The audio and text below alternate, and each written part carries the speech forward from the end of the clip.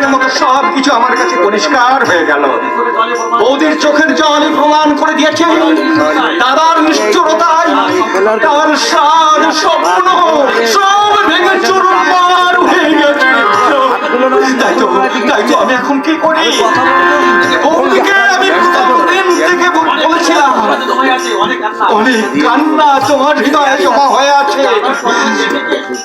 দানব কখনো দেবীকে সুখী করতে পারে না। একটা দানব এসে আমার সাজানো সংসারে বাসা বেঁধেছে। আমার অনেক যত্ন করা সাজানো সংসার সে ভেঙে তছনছ করে দিতে দেখছে, আর আমি নীরব দর্শকের মতো দাঁড়িয়ে দেখছি। কারণ আজ আমি দুর্বল শক্তিহীন। আমার যদি আগের দিন থাকতো তাহলে দানবের ভিতর আমি আমি বাবা কমল। কমল, তুই এখানে দাঁড়িয়ে আছিস কেন? তোর মেজদা বাড়িতে পাড় দিচ্ছে, কত লোকজন এসেছে, তোর মায়ের ব্যস্ততার শেষ নেই। এত বড় একটা মহোৎসবে তুই তোর মেজদাকে সাহায্য না করে এখানে দাঁড়িয়ে গায়ে বাতাস লাগাচ্ছে। আমি আর ছোট নেই বাবা, ভালো মন্দ বোঝবার মতো বয়স আমার এখন হয়েছে। দাদা যে সৎ পথে টাকা রোজগার করেন, সে যে অসামাজিক কাজে লিপ্ত, সেটা বুঝতে আমার বাকি নেই বাবা। একদম চুপ, একদম চুপ। ওই কথাটা তোর মা শুনলে ভীষণ কষ্ট পাবে। কৌশিকের মতো তোকেও পার করে দেবে। হ্যাঁ, ছাই হয়ে যাবে। কি রে হতভাগ্য মায়ের গাঙ্গুলি, কি ভাবছিস তুই? তোর এই সাজানো সংসারে এই দৃশ্য তুই সইতে পারবি তো? হ্যাঁ, সইতে যে তোকে হবেই। আজ যে তোর কিছুই নেই, ভবের হাটে সবকিছু হারিয়ে তুই যে দেউলিয়া হয়ে গেছিস, তাই নীরবে তোকে সব দেখে যেতে হবে। আমাকে দেখে পাড়ার লোকের চোখ একেবারে টেরা হয়ে গেছে। সত্যি আমার কুন্তল মানুষের মতো মানুষ হয়েছে। কতদিন পরে আজ এই বাড়িতে উৎসবের ছয় বাড়িটায় প্রাণ ফিরে পেয়েছে। তাই বুঝি তোমার ব্যস্ততার শেষ নেই মানুষের? থাকবে কি করে? বাড়িতে আজ একটা মহা উৎসব হচ্ছে, সবকিছু তো আমাকেই দেখাশোনা করতে হবে। তুমি তো কোনোটি পর্যন্ত নড়বে না। আর তোমার বড় ছেলের হয়েছে ঠিক তোমারই মতো, মুখে শুধু বড় বড় বুলি। বাহ, চমৎকার চমৎকার চমৎকার। মায়ের উপযুক্ত কথাই তুমি বলেছো মানুষ। মেজ ছেলে আজ বেশি উপার্জন করে বলে সে হলো তোমার ছেলে, আর বড় ছেলে কম উপার্জন করে বলে সে হলো আমার ছেলে। বাবা, কি অপূর্ব বিচার, কি সুন্দর মানসিকতা। আমি কি তাই বলেছি নাকি?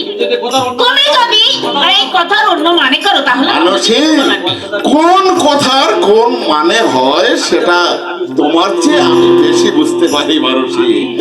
আমি হ্যাঁ, তুমি অনেক নিচে নেমে গেছো মানুষই। জানো না কত ভুল তুমি করছো। এখনো সাবধান হও, নইলে এই ভুলের সংশোধন করার সুযোগ তুমি কিন্তু আর পাবে না। তোমাকে আর উপদেশ দিতে হবে না। জানি মানুষই জানি। আজ তোমাকে উপদেশ দেওয়া আমার সাজে না, বরং তোমার মেজ ছেলে শিক্ষায় শিক্ষিত হয়ে আমাকে তুমি উপদেশ দেবে। এখন আমি বুঝতে পারছি কুন্তল ঠিকই বলে। কুন্তল কি বললে? তুমি তাকে মোটেই সহ্য করতে পারো না। বলেছে কুন্তল? হ্যাঁ বলেছে। কেন বলবে না? তোমার জন্য সে ভালো ভালো জামা কাপড় নিয়ে আসলো, আর তুমি তা গায়ে তুললে না। ওই মানুষই ওই পোশাক যে আমার গায়ে কাঠার মতো বিধবে। কুন্তলের অনেক টাকায় তোমার চোখ হয়তো হারিয়ে গেছে, কিন্তু আমি নিজেকে কিছুতেই হারিয়ে ফেলবো না। যাও যাও, আমার সামনে তুমি এই মুহূর্তে বেরিয়ে যাও। কি বলছো তুমি? ঠিকই বলছি, ঠিকই বলছি আমি। কুন্তলের পাপের টাকায় তুমি শাড়ি গহনা পড়েছ, আর আমার দিকে চেয়ে দেখো, আমি কৌশিকের গায়ের রক্ত জল করা পয়সায় কেনা পোশাক আমার গায়ে কেমন শোভা বর্ধন করেছে।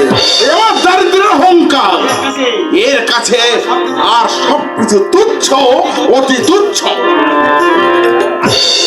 আশ্চর্য!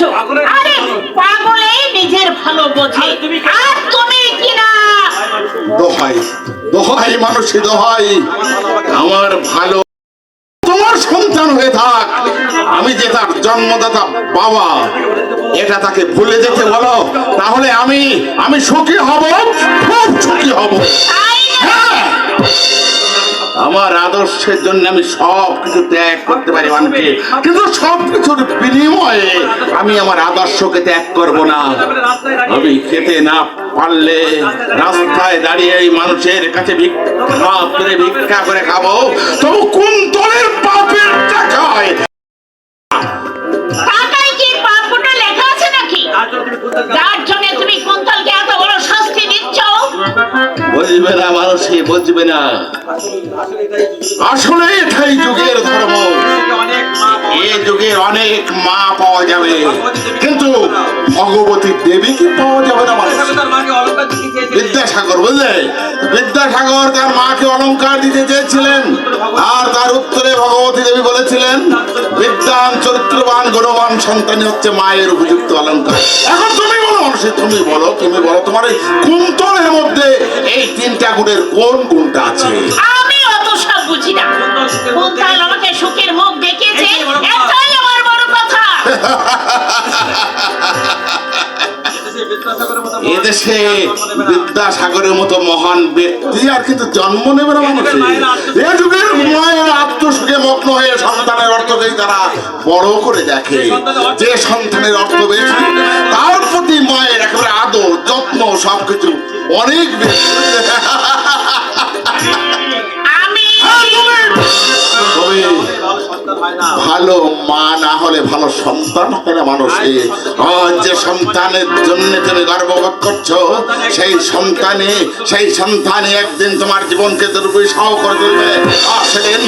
সেদিন মরুদ্দাহ বুকে নিয়ে কোনো তত্ত্বের ব্যক্ত হওয়া করে তোমাকে করতে হবে তোমার মহাভুলের